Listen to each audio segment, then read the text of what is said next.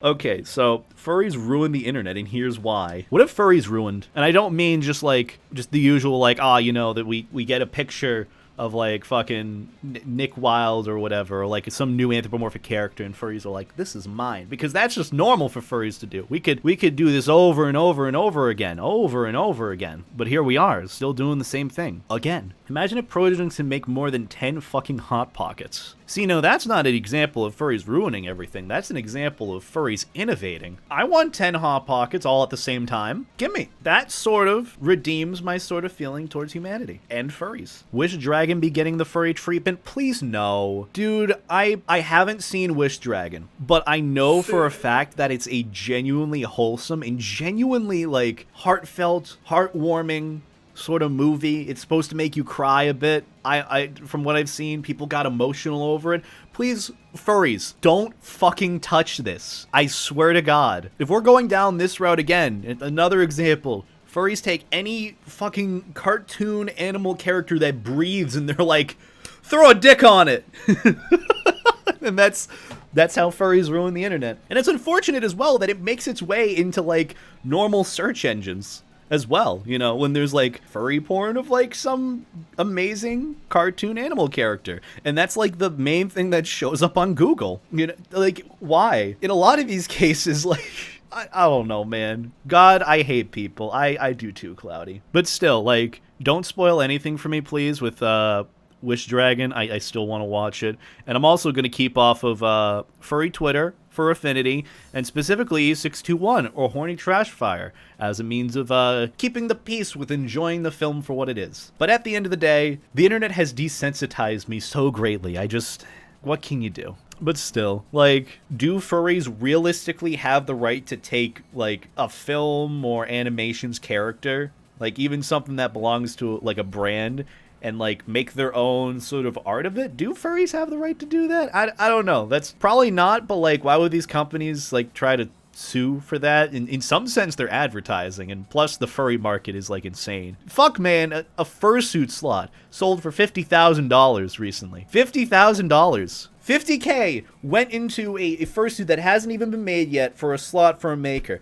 The furry market is so fucking untapped, and I think that's half the reason why, like, these companies or animation studios don't go after, like, furries who make porn of their characters. I mean, they're probably pissed off about it because, you know, the character that you worked so hard on, like, developing, fleshing out, that might not even be yours or whatever, the animators or whatever, is like, furries are like, let's put a dick on it, and then just, that's what happens. But, like, in the grand scheme of things, that's free advertising. And also furries with their market for, oh my God, I swear to God, going back to the 50K fursuit thing, furries will single-handedly revive the freelance art economy. I swear to God. I'll put $50 on that. If it doesn't happen, I owe everyone in the stream $50, and rest in peace my savings. But you get the idea. But I do kind of want to go back to the whole, like, furries ruining the internet thing, because there's a lot that I could say. We could go to the whole tweet that I made recently. I don't know if you guys were up at, like, 5 a.m. like I was. Oh, hold on. I'm just going to bring it up. Speaking of furries ruining everything, let's just take a gander at this. I'm not going to delve into it further, but I think it's something that I think all of you should maybe be aware of. I don't know.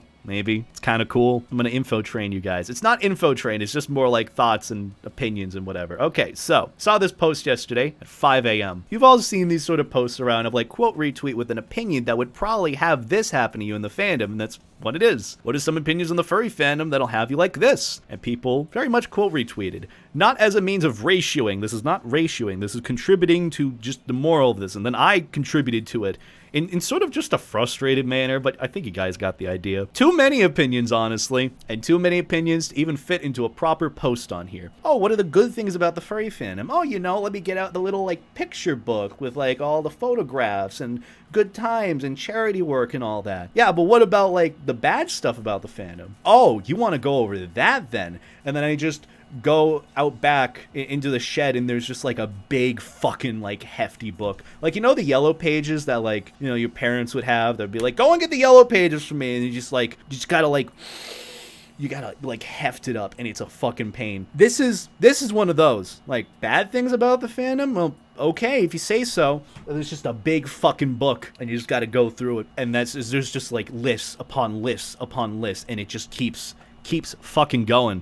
But yeah, too many opinions to even fit into a proper post on here, which again shouldn't really be a Twitter thing. It should be more like, hey, we should just do this. But again, morals are really fucking weird. Again, and also furries are somewhat pushovers. I feel this on a spiritual level.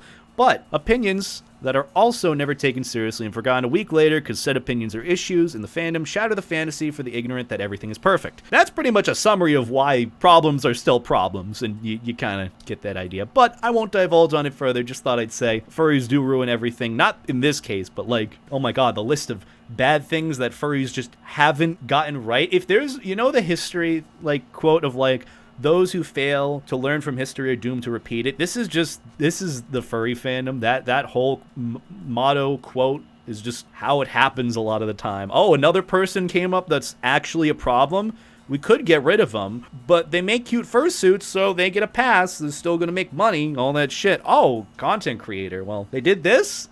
But they got a cute personality. Let's just keep, you know what, maybe that happened 2 months ago. They've changed for the better. Furries, take some accountability challenge, please. Actually, this might not even just be a furry thing of like furries ruin the internet, furries ruin society. This is just like, again, people. But hey, you know, people happen to be furries and, you know, there's that. Just call it humans ruin humanity. I'm just gonna call it furries ruin humanity. You know, like Cards Against Humanity? Furries against humanity. How many people can we piss off in seconds with YIF?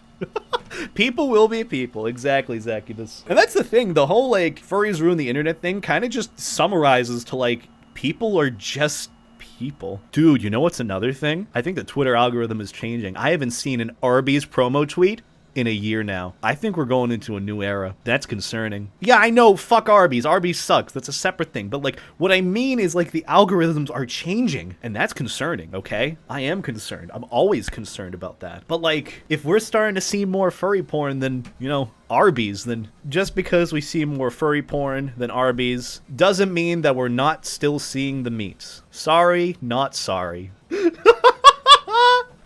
It's true! Don't boo me, I've seen what makes you applaud. Oh, but seriously, furries do somewhat ruin the internet, both in good and bad ways, but hey, that's out of my control. And realistically, I'm just gonna sit on my own corner of the internet, talk about it, and mainly laugh about it. At least furry porn is the best porn to watch. Oh my god. Jesus. I don't know if I like this conversation. Maybe you're right, Austin. We might need to back out quick.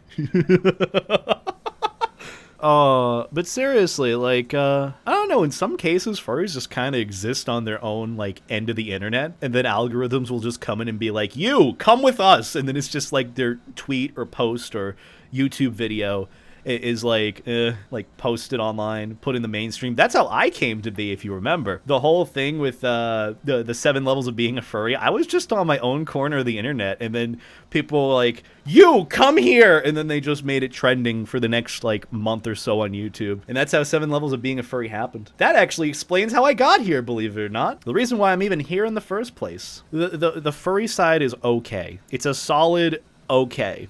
It's not good, it's not bad, it's just okay. I'm okay with that. But god, do furries sometimes need to chill a bit. It's always weird. Furries have a tendency to like be chill when they don't need to and be serious when they also don't need to. It's like whenever an actual issue comes up, people are like, whatever. But when like someone has like a significantly similar persona or like even vaguely similar persona to someone else, or like something relating to a fursuit happens, it's just like, fuck! Dude, this is important. Or like someone did the whole he said, she said thing of like, is poodling really being an issue in the fandom? It's like, this is why I gave up to an extent. Not giving up in the fandom, but just giving up with trying to make sense of things. Because god, furries don't make sense of things. It's why furries exist. Maybe it's just high school too, you know? Maybe people just didn't want to leave high school and wanted a sequel. High school too. Some people like that, and that again just goes back to humans being humans. Trying to make sense of furries on social media will drive you insane. That's what I tried to do, Sonny, for like about the past year now, and that's why I'm going somewhat insane. It is what it is. Also,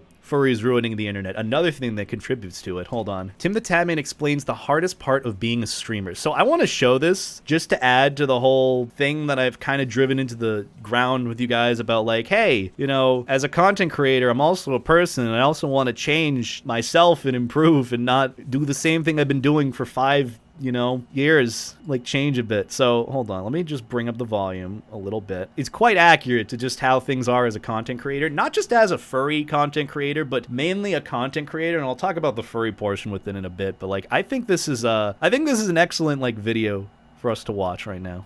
You know what the hardest part of being a streamer or a content creator is when you play a game and then you don't play that game as much, and then people get mad at you for not playing that game as much. Imagine you just sitting in your living room chat. You're just playing whatever you want to play, right? You're playing some Skyrim, and then you're playing some COD, and then you're I'm looking at chat. It's great. Imagine someone just opens your door when you switched from Fortnite to Call of Duty, and they're like, wow, you really fucking changed, huh? You're not playing Fortnite anymore? And you're like, I mean, I'm just enjoying Call of Duty. But they don't care. They don't care what you want. They want what they want. So it's kind of, that's one of the hardest parts of being a content creator, bro. I can't tell you how many times, every time I kind of make a major switch, anytime, right? Call of Duty, Black Ops 2, very beginning of my stream, started to play Counter-Strike. People came in, dude, you're not playing Call of Duty anymore? Whatever, bro. Okay, dude. That game made you. This stream's gonna die now. Counter-Strike to Overwatch. Dude, you're not playing Counter-Strike anymore? Dude, that game made you, dude. You're not playing anymore, bro? Unbelievable. I can't wait for this stream to die. Overwatch to Fortnite. Dude! You're not playing Overwatch anymore, dude? Humor's great. That game made you. I can't wait for this stream to die. Fortnite back to Call of Duty. Dude! You're not playing Fortnite anymore, dude! That game made you! And now here we are, playing some Valorant. Dude! So you understand my point, right? It's like when you're a content creator and you kind of go through the games that you want to play, people just get mad, bro.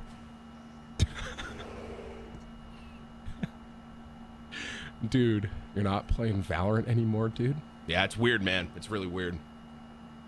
Just chatting made you, true. Oh. Oh, I love him so much. He's like my hero. He's also my inspiration for content on Twitch and YouTube, but also he's just, oh god, he's such a mood. He put it into better words than I ever could, because I'm just some random guy on the internet, and it's like maybe 1 to 2 people that maybe like tell me this whenever I change to doing something else. But like with him, he's constantly got like 50,000 people watching him at any given time during the day. So it's a lot more than just 1 to 2. The ratio is kind of gone up by, I'd say 5,000, you know, at that point. But still, I think like that's a good point to make, you know. I kind of just stream on the internet and play some games every so often that I find to be funny. Some people might not be interested in it, and that's okay. But some people, when they're tied specifically to the parasocial relationship that is a certain individual and what they did, when they change, it's usually like, no, you're changing for the worse. You're not staying for me. You don't care about me. When in reality, I might not owe anything to that specific person, and that's okay. Can we just also normalize like content creators like growing and changing for the sake of them, so that they can make the best content they can, or they can be the best person they can? I don't know, man. Parasocial relationships are very weird, and that's a whole video that I gotta do entirely different. But it does very much apply to the furry fandom. Just saying, because I know we all know about... Oh, God! As soon as I mention the furry fandom, screaming, you know, I agree, Sir Nobith, I agree. But like, with regards to furries and all that, especially with like, you know, fursuit makers, even content creators, Fursuit Friday as well. Like, a lot of people can enjoy what you do because of fursuit photos, or you have a cute fursuit, you make cute art, whatever. And as soon as you change or do something different, I don't know if it's just furries that do this, or if it's just me observing things in like a really weird sense, But furries are extremely toxic about this. And I don't mean like, oh, it's just a normal thing that people do with parasocial relationships. No, it's kind of fucking amplified. It's kind of really amplified in the furry fandom. I mean, I don't know what it is about it, but like there's some level of like expectation, not just expectation, but what's the word? Feeling, I don't know, deserving of it. Like you deserve this one person to be this way. And it's like as soon as they change that or they get a different fursuit or get a new fursuit or stop fursuiting, people throw a fucking hissy fit about it. Entitled, that's the word. The entitlement in the furry fandom, I think it's fucking massive compared to other communities. And I don't know if it's just the overall audience of the fandom. I don't know if it's mainly the kids doing it or whatever. But, like, I've seen it happen way too much. I've seen it happen with, like, for example, when I start using Levi more as my character or Fursona compared to Maverick. Don't give much attention to Maverick. When, like, another example, when Majira got a new fursuit, people were extremely fucking vocal saying like, nah, man, that's the old fursuit's better. This one sucks. Oh, Beta. Maverick's better. Levi sucks. Oh, you change it for the worse. Like, you can sometimes go through my comment sections and find these comments as well. I don't know. I think it also, main theory about this. I'll get to the Twitch sub and Tit Prime sub and all that. Main theory that I have about this. The whole concept of the furry fandom being a sort of, at least in certain people's perspectives, being perfect, having this own little world or fantasy of the furry fandom. As soon as something's changed, that fantasy is broken and people will do anything to keep that fantasy the same or keep it alive. That's what I kind of feel like contributes a bit to the whole toxicity about parasocial relationships and people's fursuits rather than the person themselves. I feel like that contributes a lot to the whole furry fandom, like, concept of it. The entitlement. I don't know. I think that's something that I need to do more of a video on in the future. And I'm trying to find some, like, sociological, not really psychological, but sociological theories, ideas, practices that relate to this, specifically with, like, geek culture and all that. So, like, if you guys have any ideas, let me know. But, like, this is sort of an observation that I've seen. And, like, the whole thing with what Tim the Tapman said about parasocial relationships and being a streamer and changing what you do, I feel like is more so amplified with furries. Whether it's entitlement, whether it's breaking, you know, sort of the reality of what the furry fandom is, whether it's trying to keep things the way you want it to be, I feel like it's very much that.